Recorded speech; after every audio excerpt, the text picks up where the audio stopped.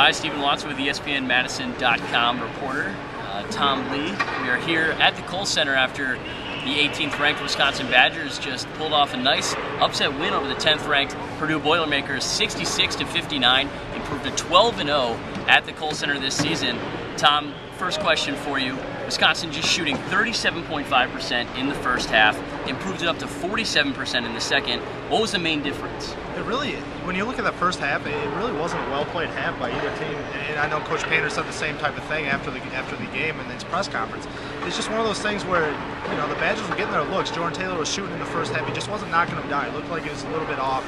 John Lea was shooting. I'm not exactly sure what the numbers were. He was a little bit off. And they didn't have that third score that we always talk about that we feel that this team needs. Second half, I just like the aggression that the team had. I thought Jordan Taylor was more aggressive to the lane, and when he was able to do that, it opened some things around. The ball movement was crisp. They were doubling down on any time Nankivil had the ball around the perimeter, they would quickly jump out at him and he would rotate the ball and get an open look for somebody else. And I really like the minutes that Quentin Smith gave the team tonight. I know it didn't go down at the end of that shot clock for John Lea there on the second half, but I like the way he dribbled into the lane and kicked it out and got an open look. So I think in the second half it was just more aggression by the Wisconsin Badgers, and I think that turned out to fuel them along with the home crowd.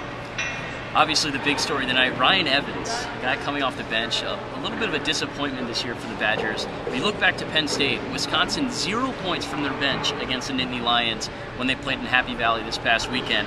Evans gives 10, not only 10, but the game-winning basket for the Badgers. Is this the Ryan Evans we've been waiting to see? It's a Ryan Evans you've been waiting to see, but I'm not sure if it's, hopefully for the Badgers' sake, it's something that they can continue to count on moving forward. But you know, it might just be one of those type of things where it's a flash in the pan. A guy gets hot on a given night at home. We'll see what he does now when he plays Michigan State at home, and then he goes on the road at Iowa, and then they welcome in Ohio State. I think this is a key stretch for him, and really the rest of the guys on the bench. When you talk about Bruzewicz, you talk about Gossard. I know he's not necessarily coming off the bench, but he's another one of those role players. Jarmus. Yeah. These guys need to start contributing like that. It doesn't have to be the same guy every night. It just needs to be one of those guys. But yeah, well, I don't think there was a lot of comfort when he was pulling up from the free throw line there around this Kohl Center, but he knocked it down, and I think it was pretty euphoric. But yeah, it just has to be one of those guys each night. It doesn't necessarily have to be him, so that's good to know that he doesn't have to have that pressure on his back as we move forward. Keaton Nankivil, a guy averaging over 12 points in Big Ten play coming into this game. 0 points in the first half.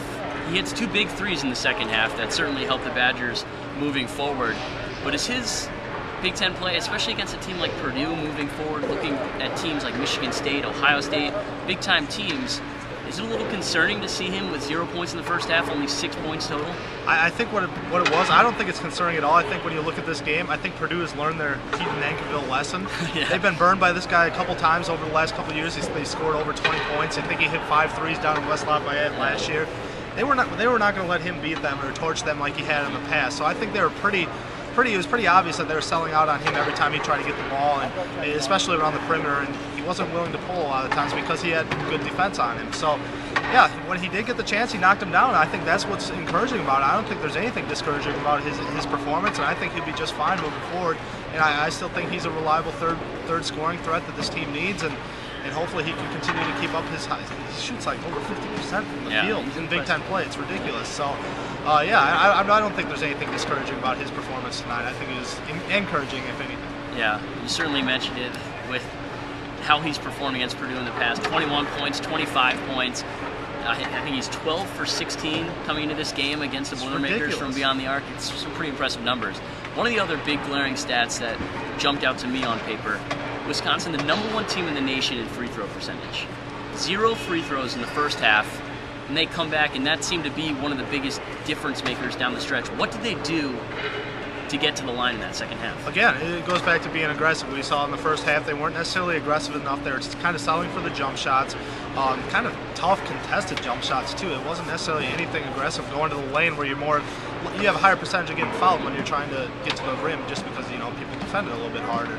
Second half we saw that. We saw Gossard, whether it was Gossard, whether it was Taylor, whether it was Smith, whether it was Lea going on the dribble drive or anybody else. They were just more aggressive in getting after the rim, and I think really, I thought they were dead in the water at a certain point in that second half when I think they're down 7, and then they got that lob dunk to Evans down there on that side of the court. So I think that's what sparked them. And then you throw in the Quentin Smith tussle with Lewis Jackson, and they talked about that in the post-game press conference. I think there were some, key moments in this game that really fired the Badgers up. And of course, as the players mentioned, Biddy Martin strategically announced no school tomorrow, so that fired up the crowd and gave them the energy they needed to pull this one off. And it was a huge win for this team moving forward, especially when you look at what's coming up on their schedule. Yeah, perfect transition to my next question. After Wisconsin beating Purdue 66-59 here at the Kohl Center, Stephen Watson with ESPN Madison reporter Tom Lea.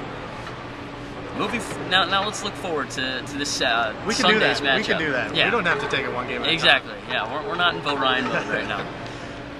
The Badgers will host the Michigan State Spartans, a team that they lost to earlier this season in a game that really the Badgers should have won when they played in East Lansing. How important was it for the Badgers to get this win and carry it against Michigan State? I think it's important just because you lose at Penn State, a game that, obviously Penn State's knocked some teams off this year and they're a good team, but a game that I think the players would say that they wish they could have back. They didn't like the way they attacked the rebound. So when you want to do that and when you come home knowing you have a tough team, you don't want to lose 2 in a row. Especially when you lose on your home floor, it's so deflating. And we've seen that in the past, whether it was 08 when they lost 6 in a row and a bunch of those were at home. You just don't want to have that lingering over you, knowing that you lost a home game. And then not only that, but then to turn around and have a Michigan State squad coming in here who's, they're down, but as I've been saying, they're not out by any means. They're still a quality team with a lot of veteran presence. So they're a big rival coming in here now with this win against Purdue. The Badgers should be soaring high. Ryan Evans is going to have a ton of confidence. Gossler's confidence should be high. And then, of course, John Lure, 24 points, 13 rebounds tonight.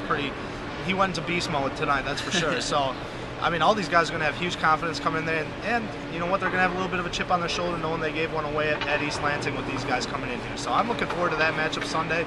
Great way to kick off Super Sunday, if you ask me. Yeah, sure. I think most Wisconsin fans are going to probably tune in a little more, spend their day thinking about those Packers. You made a great point about the fact that Bo Ryan doesn't like to lose after a loss. That goes without saying, but if you look at his numbers, in his last 19 games coming off a loss, 19-0.